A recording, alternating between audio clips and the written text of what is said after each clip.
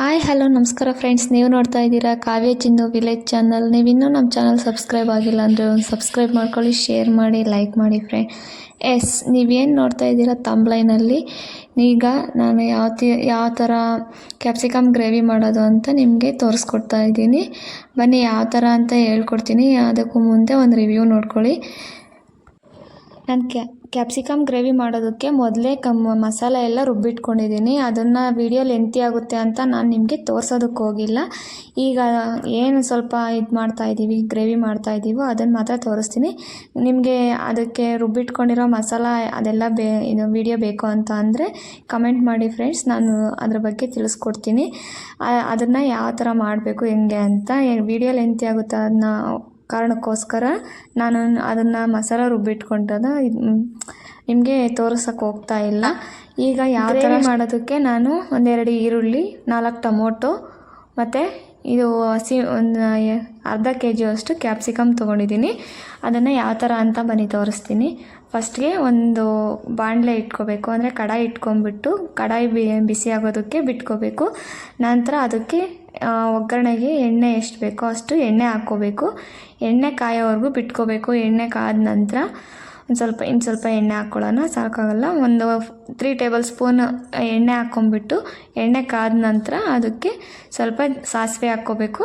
ಸಾಸಿವೆನ ಚೆನ್ನಾಗಿ ಚಿಟಪಟ ಅನ್ನೋ ಥರ ಅದನ್ನು ನೋಡ್ಕೋಬೇಕು. ಸಾಸಿವೆ ಚಿಟಪಟ ಅನ್ನೋವರೆಗೂ ಎಣ್ಣೆಯಲ್ಲಿ ಕಾಯಿಸ್ಕೊಂಡಾದ್ಮೇಲೆ ನೋಡಿ ಸಾಸಿವೆ ಚಿಟಪಟ ಅಂತ ಸಿಡಿದಿದ್ದಾವೆ.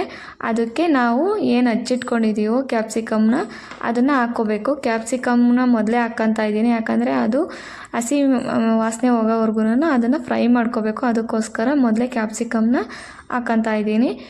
ನಂತರ ಈರುಳ್ಳಿ ಮತ್ತು ಟೊಮೊಟೊ ಏನೇನಿದ್ದಾವೋ ಅವನ್ನೆಲ್ಲ ನಾನು ಹಾಕ್ಕೋತೀನಿ.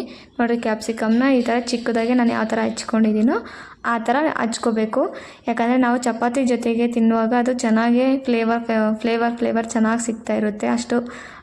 ಇಷ್ಟು ಮಾತ್ರಕ್ಕೆ ಹಚ್ಕೊಂಡ್ರೆ ನೋಡಿ, ಕ್ಯಾಪ್ಸಿಕಮ್ ಫ್ರೈ ಆಗಿದೆ. ಹಸಿ ವಾಸನೆ ಹೋದ್ಮೇಲೆ 1 ಟೇಬಲ್ ಸ್ಪೂನು ಶುಂಠಿ ಬೆಳ್ಳುಳ್ಳಿ ಪೇಸ್ಟ್ ಹಾಕ್ಕೊತಾ ಇದ್ದೀನಿ. ಶುಂಠಿ ಬೆಳ್ಳುಳ್ಳಿ ಪೇಸ್ಟು ನಾವು ಮಸಾಲ ಜೊತೆಗೆ ಹಾಕೋದ್ರ ಬದಲು ಇದರಲ್ಲೇ ಹಾಕ್ಕೊಂಡ್ರೆ ಅದು ಫ್ಲೇವರ್ ಘಮ ಚೆನ್ನಾಗಿ ಬರುತ್ತೆ ಅಂತ ಹೇಳ್ಬಿಟ್ಟು ನಾನು ಈ ಥರ ಹಾಕ್ಕೊತಾ ಇದ್ದೀವಿ. ನಂತರ ಅದೆಲ್ಲ ಆದಮೇಲೆ ಆ ಶುಂಠಿ ಬೆಳ್ಳುಳ್ಳಿ ಪೇಸ್ಟ್ ಎಲ್ಲ ಅದು ಹಸಿ ವಾಸನೆ ಹೋದ್ಮೇಲೆ ಟೊಮೊಟೊ ಏನಿದೆಯೋ ಹಚ್ಕೊಂಡಿರೋ ಟೊಮೊಟೊ ಮತ್ತು ಒಂದು ಸ್ವಲ್ಪ ಕರಿಬೇವಿನ ಸೊಪ್ಪು, ನಂತರ ಈರುಳ್ಳಿ ಈ ಥರ ಹಚ್ಕೊಂಡಿದ್ದೀನಿ. ಇಲ್ಲ ನಮಗೆ ಚಿಕ್ಕದಾಗಿ ಬೇಕಂದರೆ ಚಿಕ್ಕದಾಗಾದರೂ ಹಚ್ಕೋಬೋದು. ಅದೆಲ್ಲ ಹಾಕ್ಕೊಂಡ್ಮೇಲೆ ಚೆನ್ನಾಗಿ ಅದನ್ನು ಫ್ರೈ ಮಾಡ್ಕೋಬೇಕು. ಹಸಿ ವಾಸನೆ ಹೋಗೋವರೆಗೂ ಫ್ರೈ ಆದಮೇಲೆ ಇವೆಲ್ಲ ಹಾಕ್ಕೊಂಡ್ಮೇಲೆ ಮತ್ತು ಅದನ್ನು ಚೆನ್ನಾಗಿ ಫ್ರೈ ಮಾಡ್ಕೋಬೇಕು. ಈರುಳ್ಳಿ ಎಲ್ಲ ಚೆನ್ನಾಗಿ ಗೋಲ್ಡನ್ ಕಲರ್ ಬರೋವರೆಗೂ ಫ್ರೈ ಮಾಡ್ಕೋಬೇಕು. ಅಲ್ಲಿವರೆಗೂ ನಾವು ಅದನ್ನು ಚೆನ್ನಾಗಿ ಫ್ರೈ ಮಾಡ್ಕೋಬೇಕು. ಒಂದು 2 ಮಿನಿಟ್ಸ್ ಆದರೆ ಸಾಕು. ನೋಡಿರಿ, ಅದು ಚೆನ್ನಾಗಿ ಫ್ರೈ ಆಗೋದಕ್ಕೆ ಸ್ವಲ್ಪ ಸಾಲ್ಟ್ ಹಾಕೊಂಡ್ರೆ ಬೇಗ ಸಾಫ್ಟ್ ಆಗುತ್ತೆ ಅಂತೇಳಿ ಸ್ವಲ್ಪ ಸಾಲ್ಟ್ ಹಾಕ್ಕೊತಾ ಇದ್ದೀನಿ. ಅದು ಚೆನ್ನಾಗಿ ಫ್ರೈ ಆಗೋವರೆಗೂ ನಾವು ಒಂದು ಸ್ವಲ್ಪ ಕೈ ಆಡಿಸ್ತಾನೆ ಇರಬೇಕು. ನೋಡಿ, ಈ ಥರ ನಾವು ಬಾಡಿಸ್ಕೊತಾ ಇದ್ದರೆ ಅದು ಬೇಗ ಗೋಲ್ಡನ್ ಕಲರ್ ಬರುತ್ತೆ. ಫ್ರೈ ಆಗ್ತಾಯಿದೆ ನೋಡಿ, ಫ್ರೈ ಆಗಿದೆ. ಅದಕ್ಕೆ ನಾನು ರುಬ್ಬಿಟ್ಕೊಂಡಿರೋ ಮಸಾಲ ಹಾಕ್ತಾಯಿದ್ದೀನಿ. ನಾನು ಮಸಾಲಾಗೆ ಏನೇನು ಹಾಕ್ಕೊಂಡಿದ್ದೀನಿ ಅಂದರೆ ಸ್ವಲ್ಪ ಕೊತ್ತಂಬರಿ ಸೊಪ್ಪು, ಒಂದು ಸ್ವಲ್ಪ ಕೊಬ್ಬರಿ ತುರಿ, ಇಲ್ಲಾಂದರೆ ಕಾಯಿ ತುರಿ, ಏನಾದರೂ ಎರಡರಲ್ಲಿ ಯಾವುದಾದ್ರೂ ಆಗ್ಬೋದು ಅದು, ಮತ್ತು ಒಂದು ಎಸಳು ಚಕ್ಕೆ, ಒಂದು 4 ಲವಂಗ, ಒಂದು 4 ಮೆಣಸು, ಮತ್ತು ಅದಕ್ಕೆ ನಾನು ಖಾರಕ್ಕೆ ಹಸಿಮೆಣ್ಸಿನ್ಕಾಯಿನೇ ಹಾಕ್ಕೊಂಡಿದ್ದೀನಿ. ಹಸಿಮೆಣ್ಸಿನ್ಕಾಯಿ ಇಲ್ಲ ಬೇಡ ಅನ್ನೋರು ಖಾರದ ಪುಡಿ ಆದರೂ ಹಾಕ್ಕೋಬೋದು. 2 ಟೇಬಲ್ ಸ್ಪೂನ್ ಧನಿಯಾ ಪೌಡ್ರು, ಮತ್ತು ಅದಕ್ಕೆ ಗರಂ ಮಸಾಲ, ಸ್ವಲ್ಪ ಅರಶಿನ ಹಾಕ್ಕೊಂಬಿಟ್ಟು ಚೆನ್ನಾಗಿ ಮಿಕ್ಸಿಯಲ್ಲಿ ಗ್ರೈಂಡ್ ಮಾಡ್ಕೊಂಬಿಟ್ಟು ಹಾಕ್ಕೊಂಡಿದ್ದೀನಿ.